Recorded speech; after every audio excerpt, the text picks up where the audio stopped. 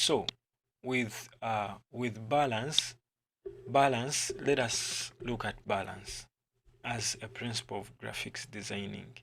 If you are a graphic designer and you are working on a design project, you need to know that every element you place in your design has a weight on it, and it can come from color, size, and texture.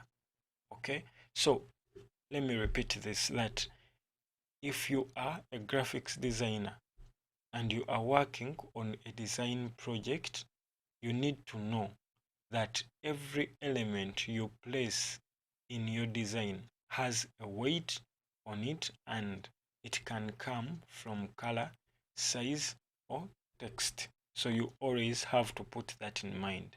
Balance refers to how you put these elements on your design, and avoid putting all your heavy elements in the same place. Okay, there are two types of balance. That is the symmetrical, which creates balance by aligning actually equally weighted elements, and a symmetrical design is the opposite. You align a symmetrical design is the opposite. You align a heavy element with a lighter one, or with lighter ones, to create contrast effect. Okay, so I sing this good. Okay, good, then bad.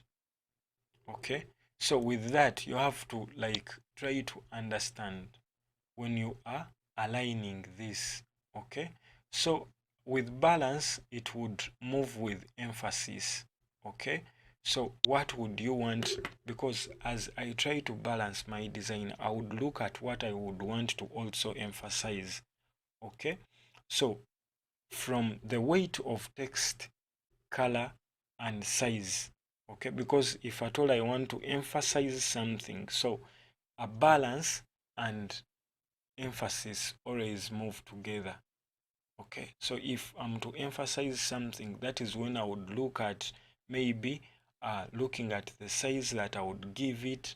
Besides looking at the size, I go for the color that I would give it. Would it shout out? Is it the heading? Is it? Then I also look at the position where I would position it. Okay, so let us look at the third rule or principle, that is emphasis. That is what we are going to be looking at. Remember, we started with contrast, we have balance. Okay, so we started with contrast, we have balance, then number 3 is going to be emphasis. Okay,